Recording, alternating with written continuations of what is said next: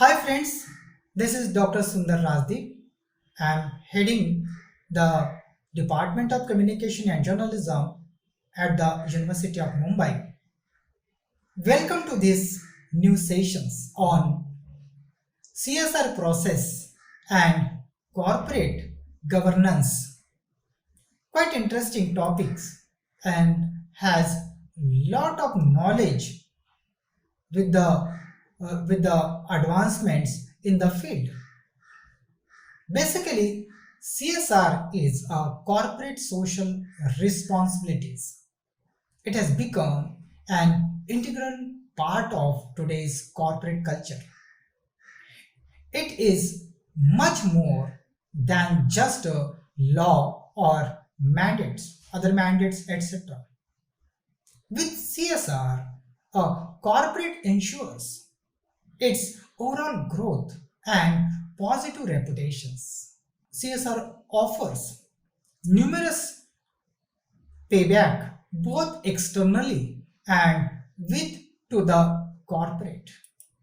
Spending 2% of average net profit of the last 3 years on CSR activities is mandate nowadays.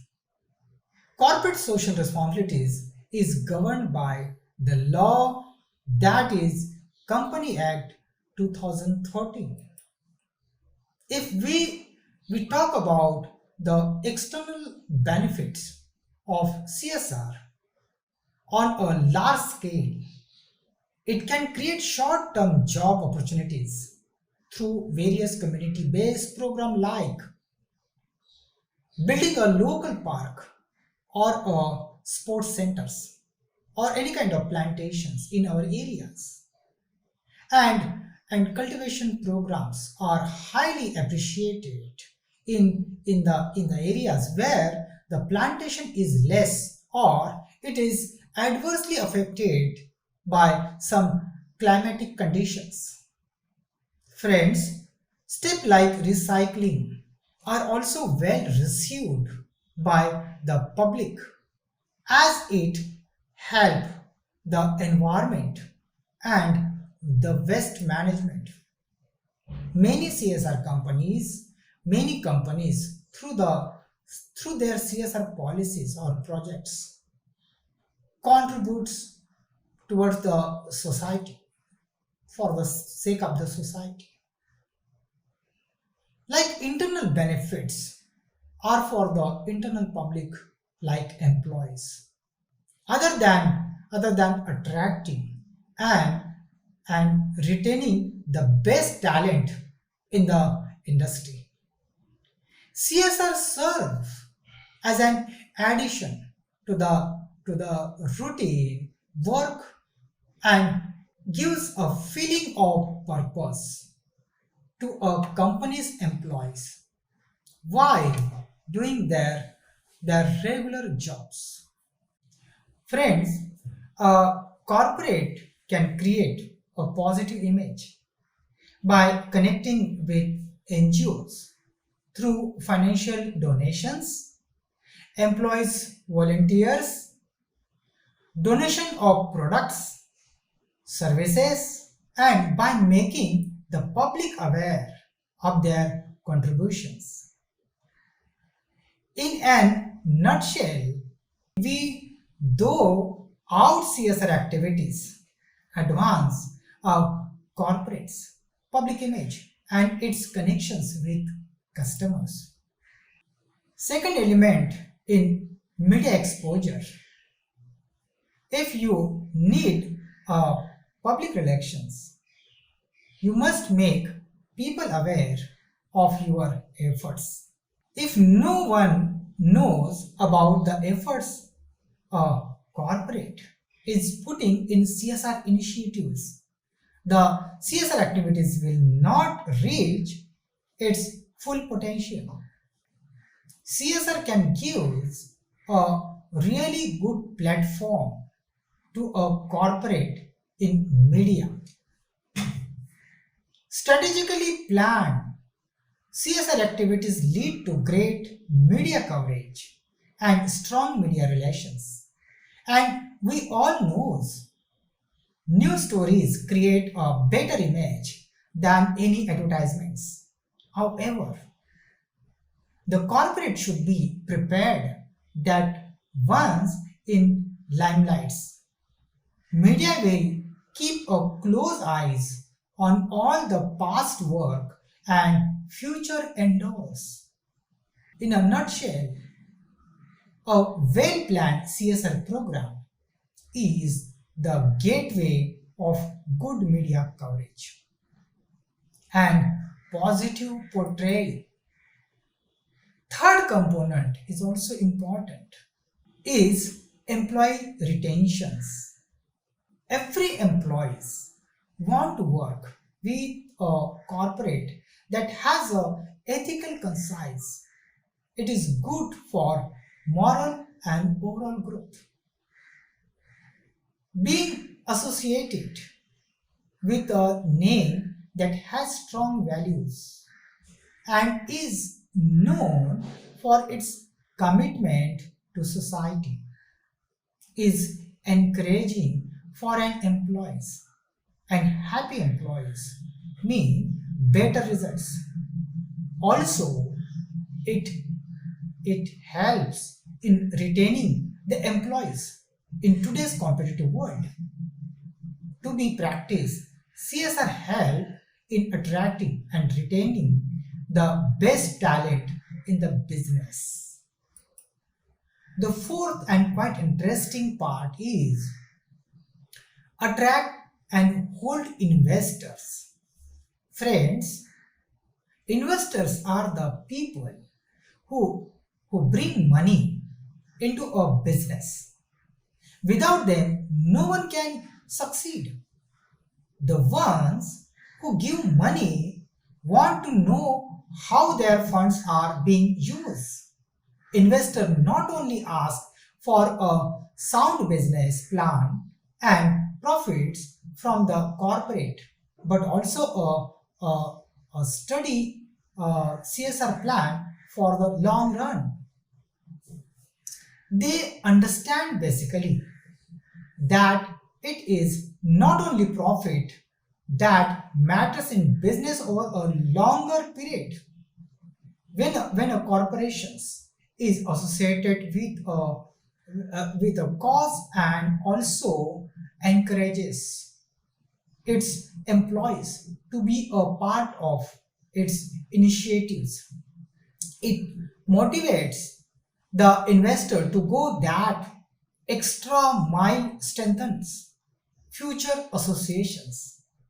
The fifth is quite interesting. Community, that is community support, along with the internal and external publics. The community plays an important role for any business establishment.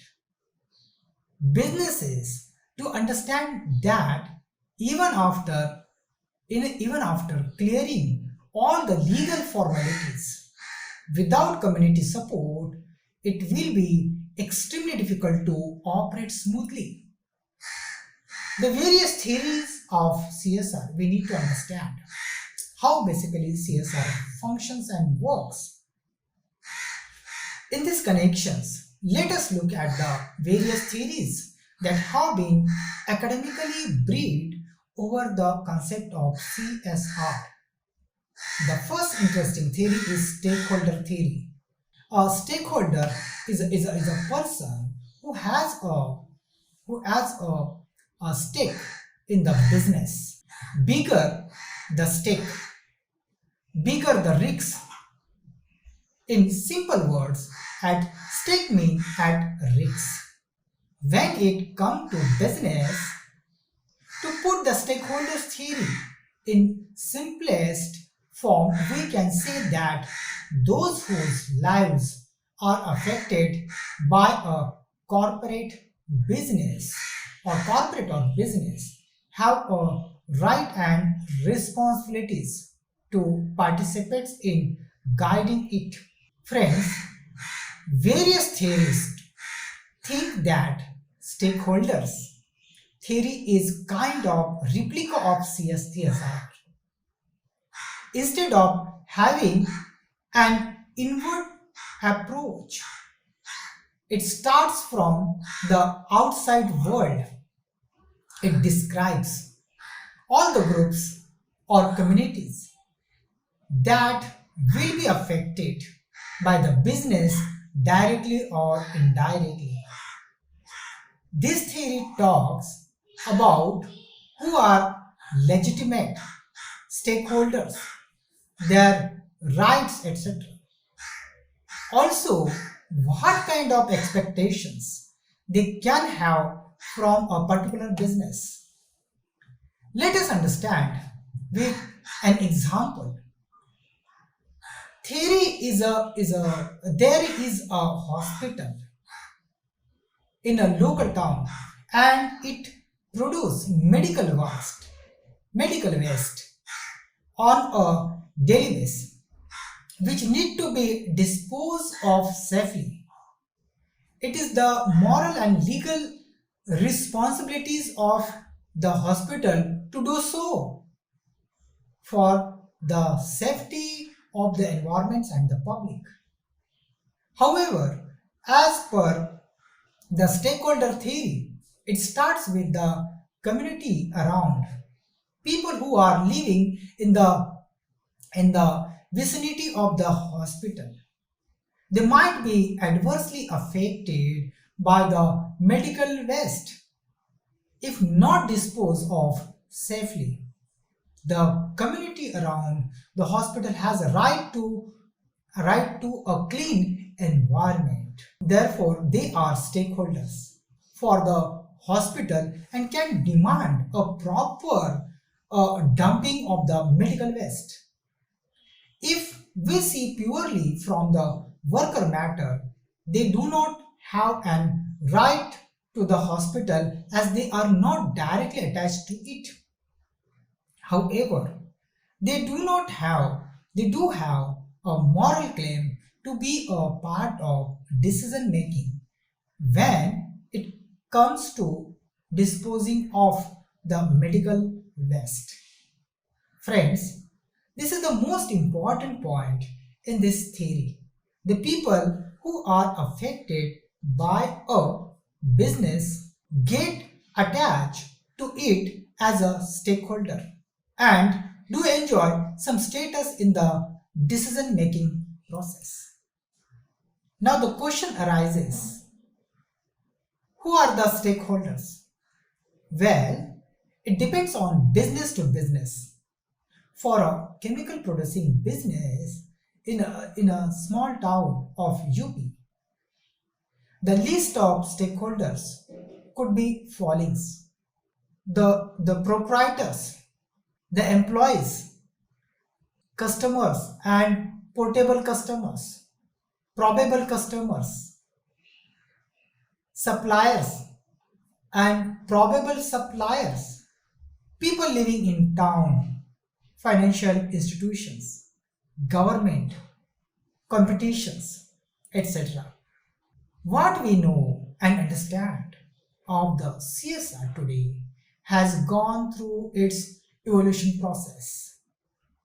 In our country, in our India, a major change happened in 2013.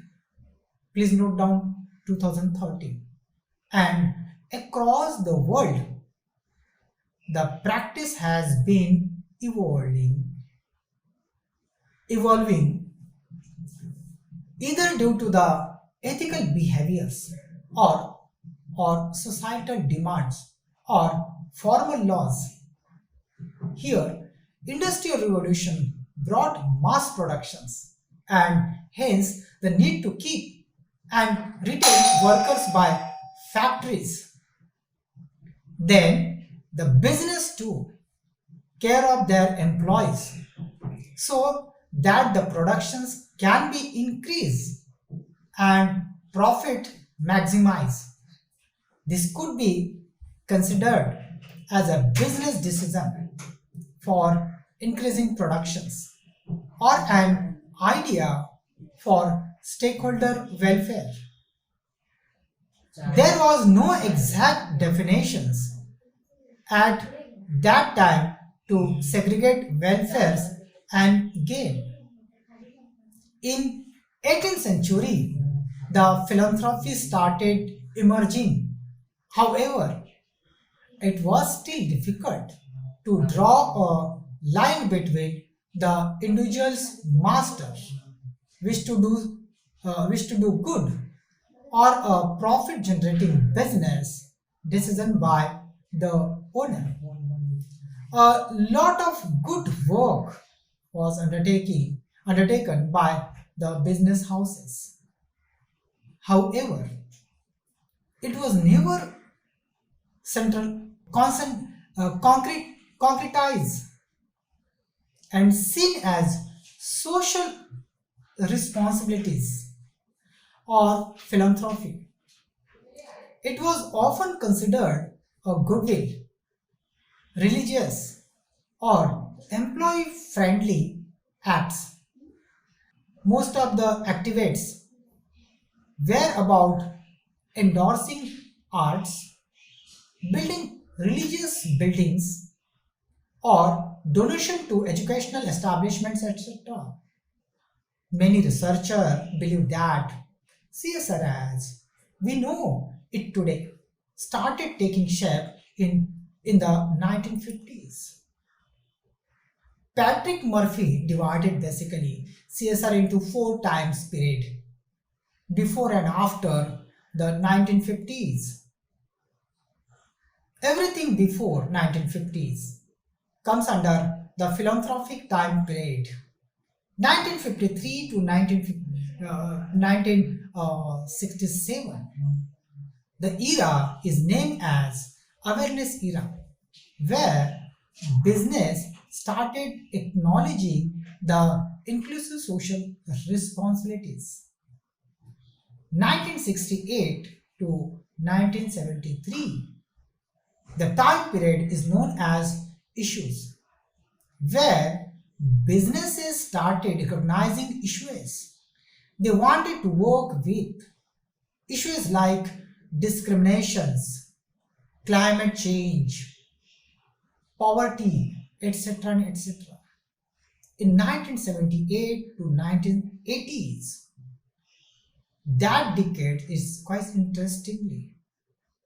Finally, this is the responsiveness time period. And during and after the period, businesses started talking CSR initiatives as a serious management task. If we talk about modern various CSR as we know it, the credit would go to Howard's Bowman's. In 1953, he published the book Social Responsibilities of the Businessman, which raised many right questions and talk about social responsibilities of business and business owner. The particular questions was which was and still is relevant is what responsibilities towards society can business people reasonable reasonably be expected to assume. In 1980s and 1990s saw legitimate attempt begin to make corporate adopt CSR policies. It was an effort to streamline the whole process and make corporate accountable. In 1992 Earth Summit, the 48 corporate comes voluntarily forwards to set an example of commitments towards the environment. This step, this step was taken to increase voluntary participations in social causes. Friends, though it was a latter that corporates started to understand the power of CSR as a vital image building activities. In 1995, when a huge corporate was accused of harming the environment and had to restore or resort to extreme measures to cover it up. Many corporates began to understand that they need to maintain reputations, and CSR can play a vital role in winning public trust. In today's time, CSR has reached its pinnacle in terms of its importance. Friends, corporate understood the role of CSR not only for the benefits of the stakeholders but also maintaining business in the long run. Now we will throw a light on emergence of CSR in our country. Basically, India is the country which actually use the law to make CSR mandatory for corporate world. The New Companies Act in Act of 2013 was introduced to make it happen. However, the will and action of the CSR not new for India, and it has its own share of philanthropy in the past. CSR has evolved in terms of definitions, scope, and reach when the growth of Indian economy and its corporate. It began, it began as charity or philanthropy work of businesses. The driving force was mainly religious or traditional rather than well planned CSR activities. The charity trends was more about donation towards temple or flood for poor people or any kind of food for the poor peoples. It was more about help only when needed and not on a regular basis. And most of the donations or philanthropy work was guided by caste, religion, and political point of views. In the 19th century, when big business corporate like Tata Company and Birla companies come into being, the need and intent was strongly felt for social developments along with business growth. During the freedom struggle, stress was on Indian industries to show their support to help the society. The 90s witnessed the business becoming courageous to think beyond traditional CSR activities. They had started looking at it as a management process. They started seeing CSR as a sustainable corporate approach. Globalizations and economic liberalizations supported this thought process and approach towards CSR. India holds an important positions when it comes to new business markets, and a lot of new ventures started coming up every years. There is a direct relation between the CSR activities by a corporate world. The government, the government guidelines, the government policies immensely shape the regulations of the businesses. Government policy related to business assets assert that any business procedure shall not bring any damage to the public and the climate. Friends, organizations should live in harmony with the public and surrounding. To ensure the followings, the government possesses law to observe both the conducts and the operations. Some mandatory fine or another form of punishment is also there for businesses and violate the laws. Now the how CSR used in public and private sector in our country. This is quite interesting questions. In our India, CSR provisions are incorporated under the Companies Act and are implemented since 1st of April 2014. Exactly 1 year later, the act passed in the parliament. CSR activities are presently voluntary as provided in Schedule 7th of the Section 135 of the Companies Act 1956. It applies to all companies who during the fiscal year has first is a net worth of rupees 500 crores or more, or second is turnover of rupees 1000 crores or more, or third one is a net profit of rupees 5 crores or more. Here, companies are required to allocate 2% of the net profit for CSR activities. Here, CSR rules suggest that CSR need to go beyond communities and beyond the concept of philanthropy. Now, the understand the obligations under the CSR rule are as follows. First is framing basic CSR policies. Another one is appointing committee with authorizations of board. Third one is publishing CSR policies contained on the website, on their website.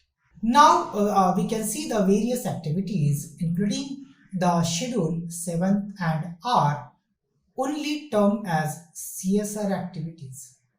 First is eradicating hunger, poverty and malnutrition, promoting preventive healthcare and sanitations and making available safe drink water or drinking water, promoting educations including special education and employment enhancing vocations skill especially among the children, women, all elderly and the differently able, and livelihood enhancement projects, promoting gender equality, empowering women, setting up the homes and hostel for women and orphans, setting up old age homes, daycare centers, and such other facilities for senior citizens, and measures for reducing inequality faced by socially and economically backward group, ensuring environmental sustainability, ecological balance, protections of flora and fauna, animal welfare, agroforestry, conservations of natural resources, and maintaining quality of soil, air, and water. Friends, furthermore, interesting activities are included in the CSR.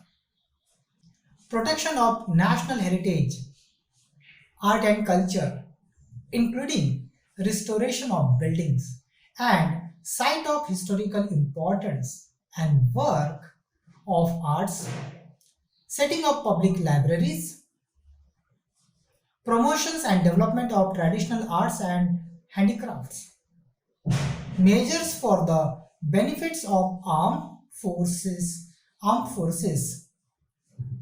veterans, armed forces veterans, war widow, and their dependents.